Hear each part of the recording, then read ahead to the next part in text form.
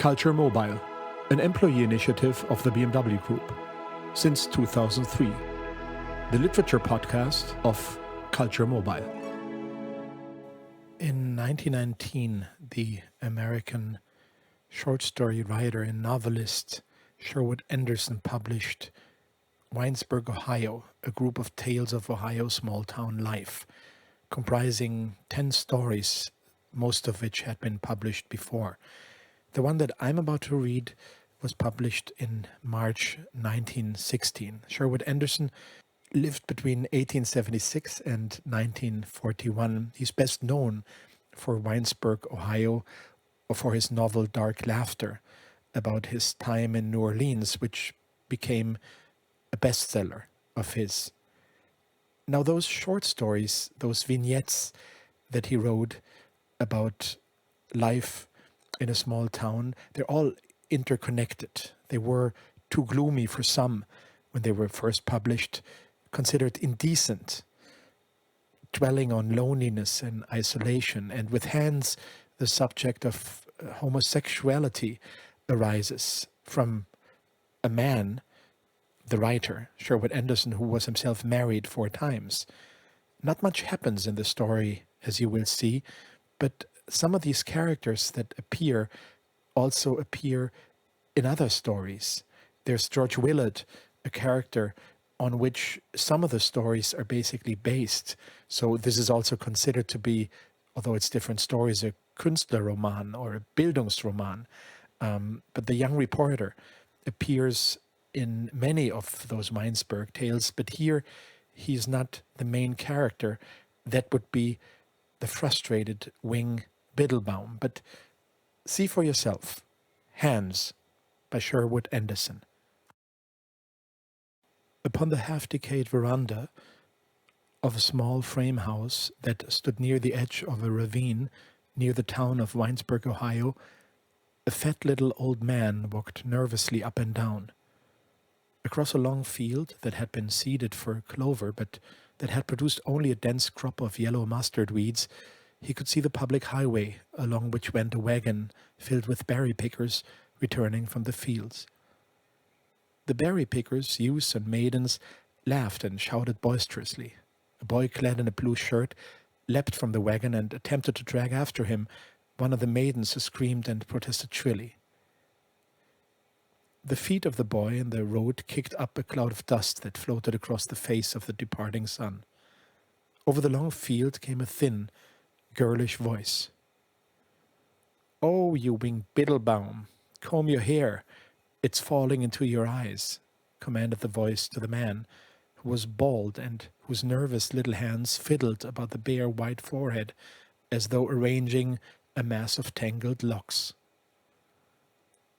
Wing Biddlebaum, forever frightened and beset by a ghostly band of doubts, did not think of himself as in any way a part of the life of the town where he had lived for 20 years. Among all the people of Winesburg, but one had come close to him. With George Willard, son of Tom Willard, the proprietor of the new Willard house, he had formed something like a friendship. George Willard was the reporter on the Winesburg Eagle, and sometimes in the evenings he walked out along the highway to Wing Biddlebaum's house. Now, as the old man walked up and down on the veranda, his hands moving nervously about, he was hoping that George Willard would come and spend the evening with him. After the wagon containing the berry pickers had passed, he went across the field through the tall mustard weeds and, climbing a rail fence, peered anxiously along the road to the town. For a moment he stood thus, rubbing his hands together and looking up and down the road, and then, fear overcoming him, ran back to walk again upon the porch on his own house. In the presence of George Willard, Wing Biddlebaum, who for 20 years had been the town mystery, lost something of his timidity, and his shadowy personality, submerged in a sea of doubts, came forth to look at the world. With the young reporter at his side, he ventured in the light of day into Main Street or strode up and down on the rickety front porch of his own house, talking excitedly. The voice that had been low and trembling became shrill and loud. The bent figure straightened. With a kind of wriggle, like a fish returned to the brook by the fishermen, Biddlebaum the silent began to talk. striving to put into words the ideas that had been accumulated by his mind during long years of silence. Wing Biddlebaum talked much with his hands, the slender, expressive fingers, forever active, forever striving to conceal themselves in his pockets or behind his back, came forth and became the piston rods of his machinery of expression. The story of Wing Biddlebaum is a story of hands. Their restless activity, like unto the beating of the wings of an imprisoned bird, had given him his name. Some obscure poet of the town had thought of it. The hands alarmed their owner. He wanted to keep them hidden away and looked with amazement at the quiet, inexpressive hands of other men who worked beside him in the fields or passed, driving sleepy teams on country roads. When he talked to George Willard, Wing Biddlebaum closed his fists and beat with them upon a table or on the walls of his house.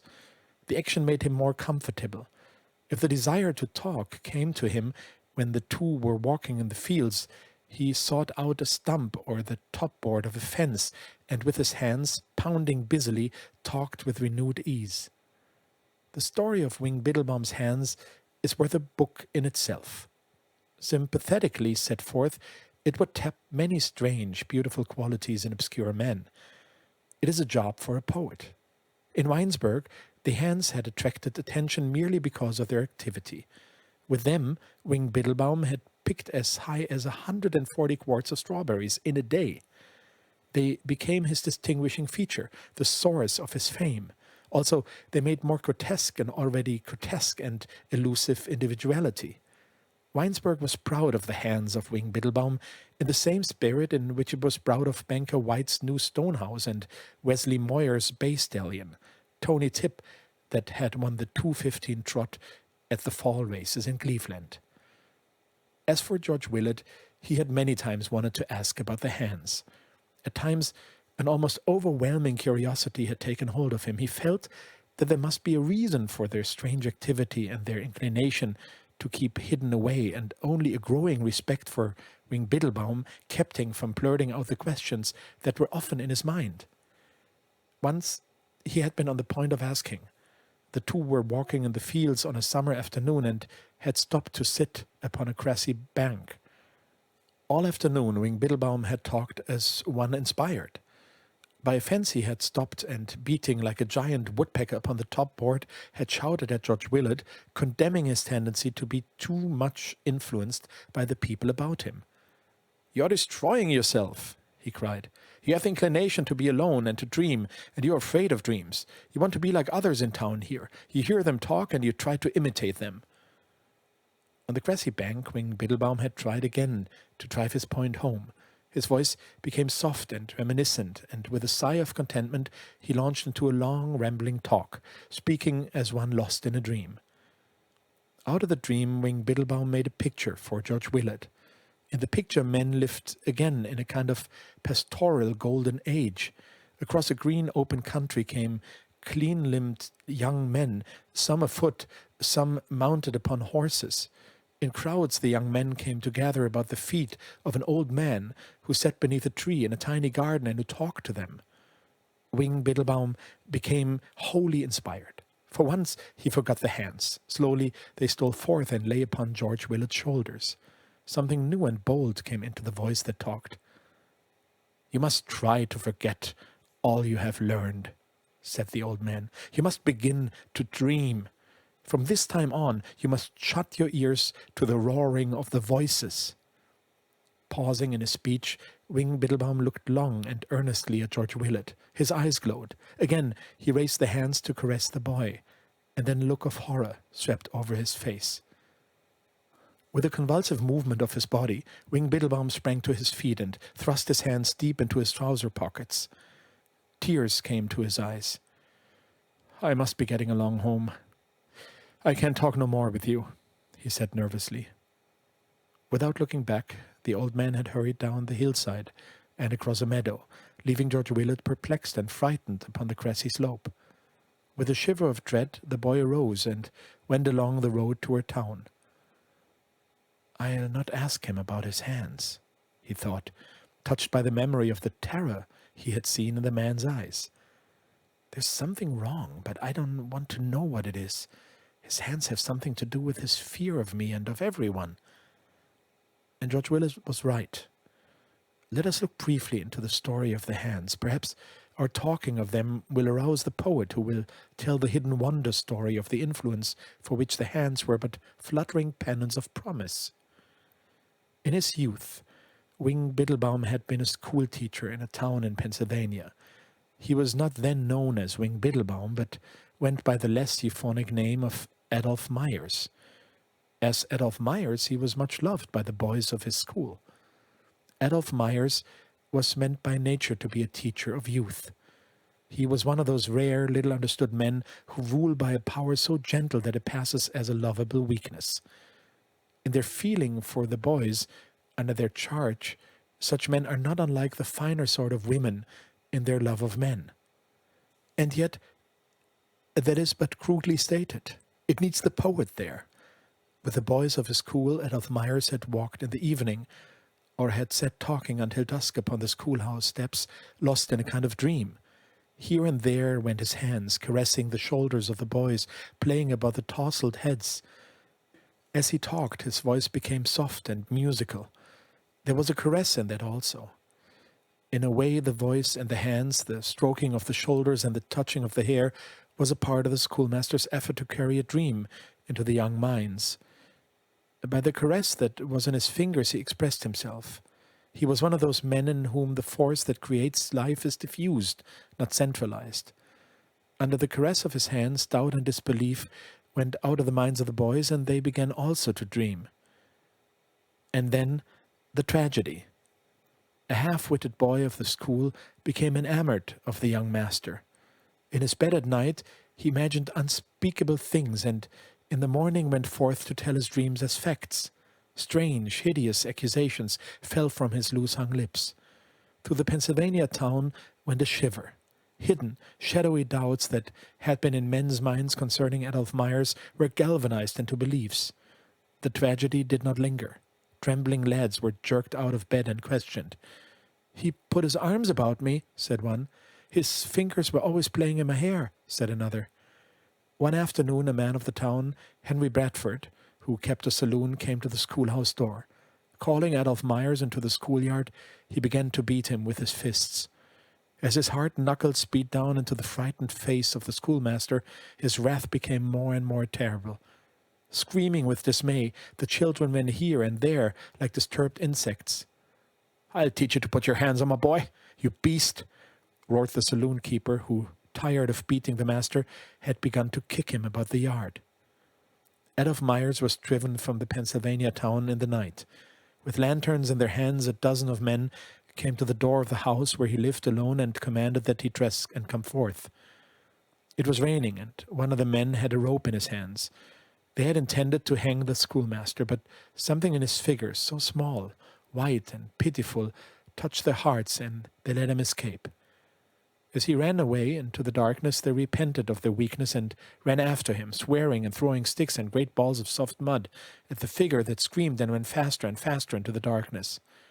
For 20 years, Adolph Myers had lived alone in Winesburg. He was but 40, but looked 65. The name of Biddlebaum he got from a box of goods seen at the freight station as he hurried through an eastern Ohio town. He had an aunt in Winesburg, a black-toothed old woman who raised chickens, and with her he lived until she died. He had been ill for a year after the experience in Pennsylvania, and after his recovery worked as a day laborer in the fields, going timidly about and striving to conceal his hands. Although he did not understand what had happened, he felt that the hands must be to blame. Again and again, the fathers of the boys had talked of the hands. "Keep your hands to yourself," the saloon keeper had roared, dancing with fury in the schoolhouse yard. Upon the veranda of his house by the ravine, Wing Biddlebaum continued to walk up and down until the sun had disappeared and the road beyond the field was lost in the grey shadows. Going into his house, he cut slices of bread and spread honey upon them. When the rumble of the evening train that took away the express cars loaded with the day's harvest of berries had passed and restored the silence of the summer night, he went again to walk upon the veranda. In the darkness he could not see the hands, and they became quiet. Although he still hungered for the presence of the boy, who was the medium through which he expressed his love of man, the hunger became again a part of his loneliness and his waiting.